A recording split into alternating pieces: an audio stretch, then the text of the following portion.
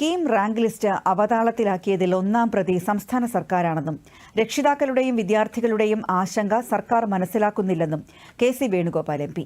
Kerala gazetted officers union സ്ഥാപക ദിനം കൊല്ലത്ത് ഉദ്ഘാടനം ചെയ്യുകയായിരുന്നു അദ്ദേഹം.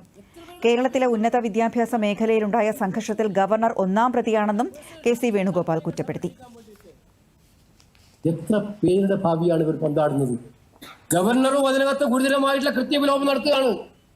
ഞാൻ ഉറപ്പിച്ച് പറയാൻ ആഗ്രഹിക്കുന്നു, തന്റെ രാഷ്ട്രീയ അജണ്ട നടപ്പിലാക്കാൻ വേണ്ടി കേരളത്തിലെ വിദ്യാർത്ഥികളുടെ ഉന്നത വിദ്യാഭ്യാസ മേഖലയിൽ പഠിക്കുന്ന വിദ്യാർത്ഥികളുടെ ഭാവി തകർക്കുന്ന ജോലിയാണ് കേരള ഗവർണർ ചെയ്തുകൊണ്ടിരിക്കുന്നത്.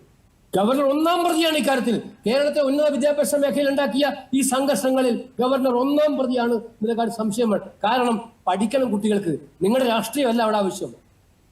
യൂണിവേഴ്സിറ്റിയിൽ പോയാൽ കുട്ടികൾക്ക് മാർക്ക് ലിസ്റ്റ് കിട്ടണം, അവർക്ക് പുതിയ അഡ്മിഷൻ വാങ്ങിക്കണം, അതുമായി ബന്ധപ്പെട്ട ഒരുപാട് കാര്യങ്ങൾ നടക്കാണ്ട് അതല്ല പരസ്പരം തമ്മിലടിക്കുന്ന അവസ്ഥ. കേരള സർക്കാരിന്റെ കാര്യം ഞാൻ പറയേണ്ട കാര്യമില്ല. അവർക്കിതൊരു രാഷ്ട്രീയ അവർ നമ്മൾ മനസ്സിലാക്കേണ്ട. ഗവർണർ ഒരു കാര്യം പറയും, മുഖ്യമന്ത്രി പ്രേമലേഖനം എഴുതും ഗവർണർക്ക്,